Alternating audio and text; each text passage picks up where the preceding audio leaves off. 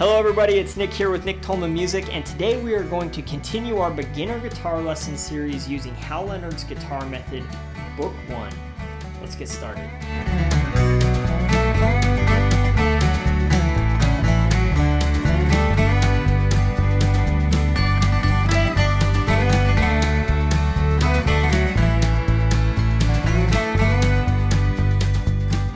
Alright, so today we're going to go ahead and take a look at page 13. And if you haven't already, please check out my Patreon page. Again, these guitar lessons are coming to you for free here on YouTube, which I'm so happy to do. I'm so happy to be able to help people out who are needing some extra help on guitar or maybe can't afford their own guitar lessons, and so they can get some instruction here. But a great way to say thank you to Nick Tolman Music is to sign on to Patreon and become a patron today. So thank you to all my current patrons for your continued support, and consider becoming a patron today. So in today's lesson, we're going to learn one song, all right? And it's kind of a longer one. It's probably the longest one so far that we've learned, but it's also a duet, and this is the first duet that we'll see in the book, and we'll see these more regularly as we go on. And the duets are great because they're a great way to get used to playing with another person or another factor, okay? So if you have another person who knows how to play guitar, the best way to practice these duets is to get with that person and play. There's really nothing that can replace actually getting with another human and playing together and making music in that way as far as doing that. For this lesson, what I will do is I will play the top part for you, I'll play part 2 for you, and I'll play the chords for you. And so you can hear what those sound like in different combinations. Now the idea is that when I'm playing part 1, yes, you can practice part 1 along with that, but also practice part 2 along with it. And then when I play part 2, same concept. Yes, you can practice part 2 along with it, but it's almost more important to practice part 1 along with that.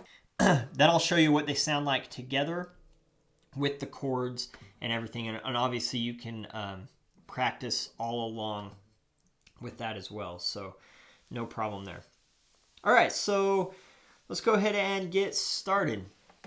So part 1, we'll start there at 72 on the metronome.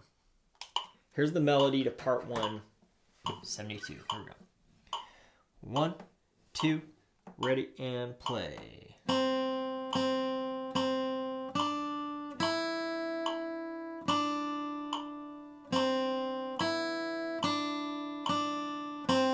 2, 3, 4.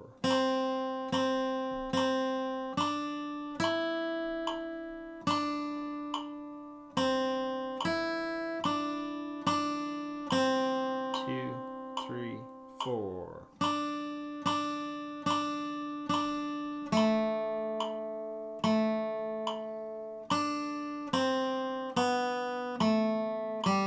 2, 3, 4.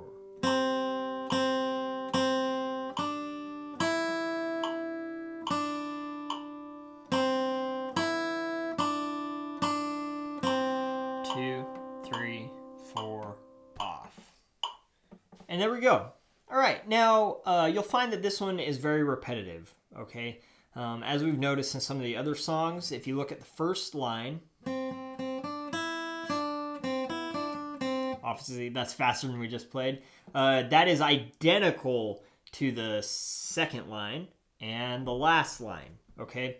So again, it's one of those great opportunities. If you learn those first 4 measures, you know 3/4 of the song. All right, so keep that in mind. The place where it changes is the third line where we have that D.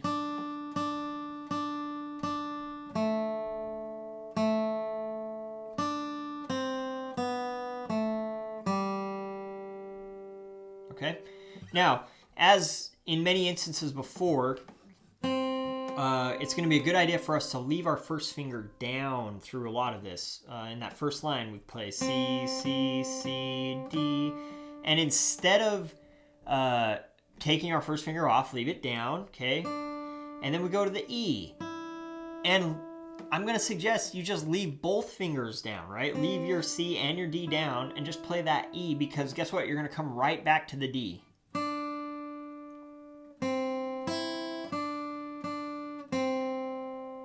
All right, so I'm gonna play that again for you. I'm gonna zoom in on my left hand. I'm gonna show you two different options, and you can really see on this kind of the difference in what we're talking about, okay? So the first way, this is what I'm gonna call the wrong way, okay? This is like maximum movement in your left hand, which we're trying to avoid, all right? So here is the very first line, maximum left hand movement, okay?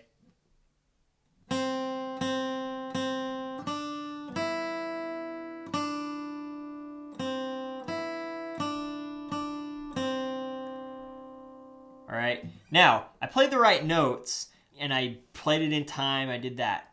But look at the difference when I play with minimal movement in the left hand. All right, so here we go.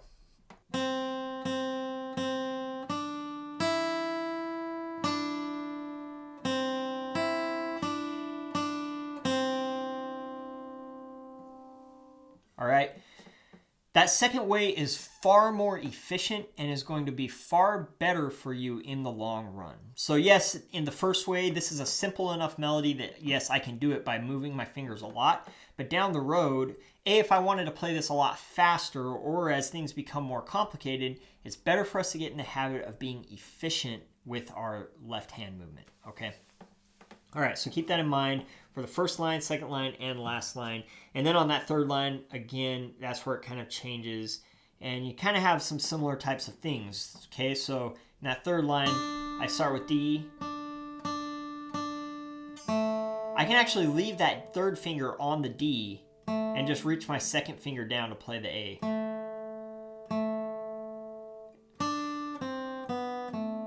Right? You don't have to take the third finger off when you play the A.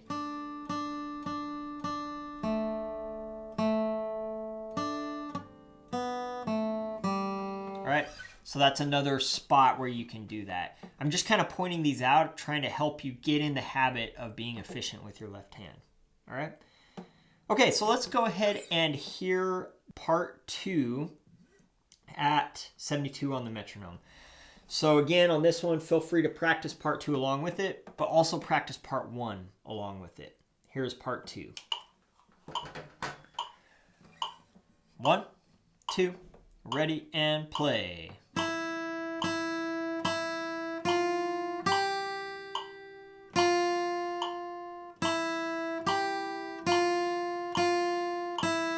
2, 3, 4.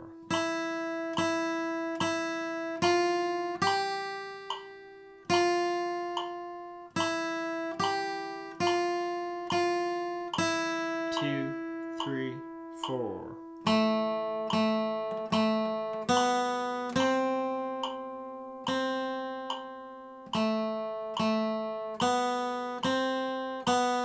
2, 3, 4.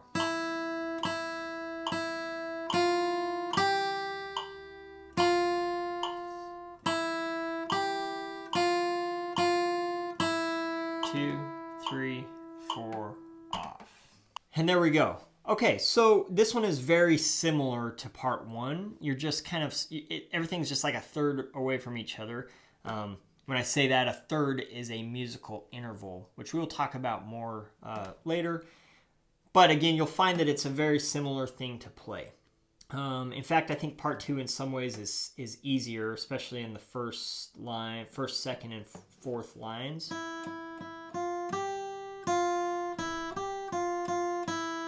Okay, pretty simple. When you go to that, play that F the first time, I would just leave it down because you know you're coming right back to it, and then it's going to come off again. Right, you're just dealing with notes on that first string, so it's really no problem. I think the trickiest thing in part 2 happens when you move from this last measure of the second line to the first measure of the third line. Okay, so we're holding that whole note E, and then we skip down to A on the third string. I think this is the first time in the book that we actually skip from the first to the third string. Usually we are kind of bouncing between first and second string or the second and third string. So just that skip, you might find that it proves challenging to make that skip cleanly. All right, so this is a great place to isolate that physical movement, okay? So from E to A, E, A, E, A, E, A. And I'm actually taking my finger off because that's realistically what's going to happen. So I'm practicing. Okay, and then one step further would be maybe go back to the F, the last note of the third measure of the second line, and just play E or F, E, A, F, E, A, F, E, A, F, E, A, F, E, A. Right? And just drill that skip, that physical movement of being able to play F to an E to an A. 2, 3, 4. Right? And then once you put it in context, it should make a lot more sense and be easier. Okay? So those are some things that you can work on with part 2 there. Let's go ahead and hear what it all sounds like together. I'm also going to add the chords to this so you can hear that in the background, but this is part 1, part 2, and chords all together at 72 on the metronome. 1, 2, ready, and play.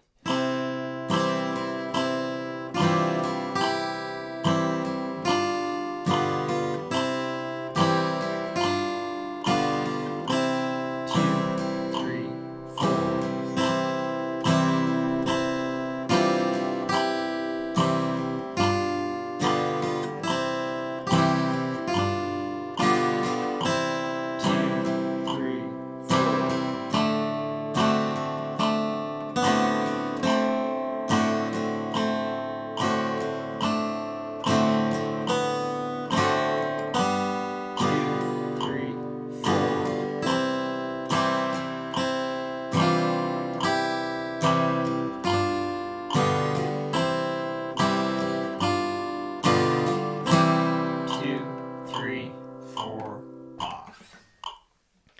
All right, there we go. That's Clair De La Lune, or Clair De La Lune. I should be able to say that better, but I actually live in Belgium temporarily, so I should be able to pronounce my French better than that. But there it is, Clair De La Lune. Okay, so let's go ahead and try that at 120 on the metronome.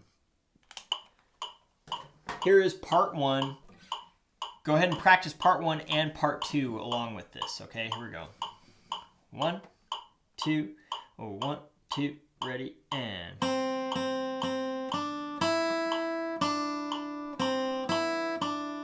2, 3, 4.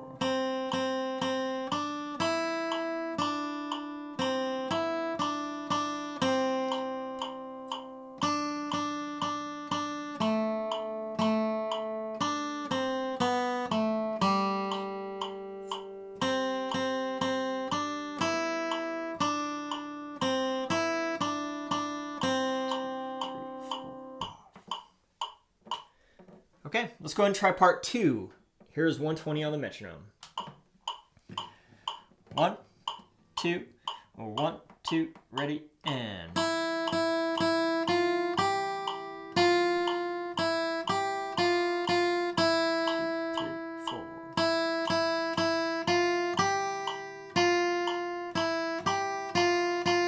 2,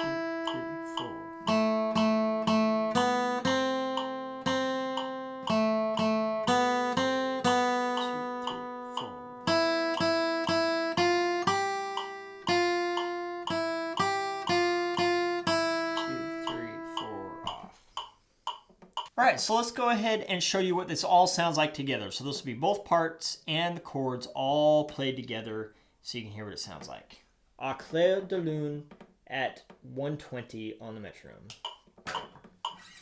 1, 2, 1, 2, ready, and...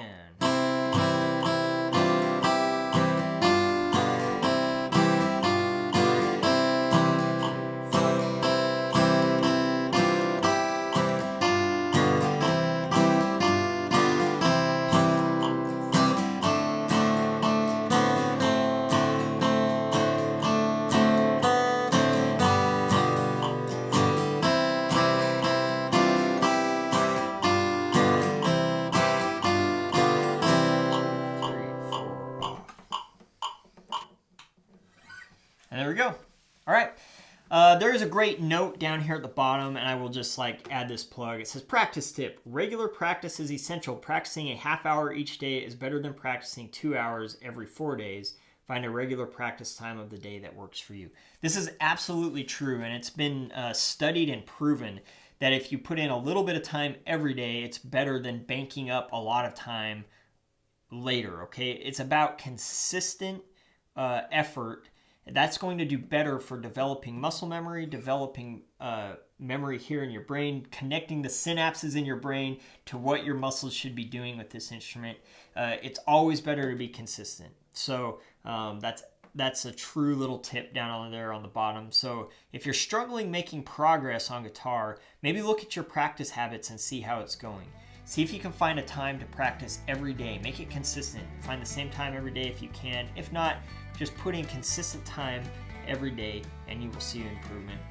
Thank you so much for tuning in. Please subscribe if you haven't already, and we will see you on our next lesson. Thanks.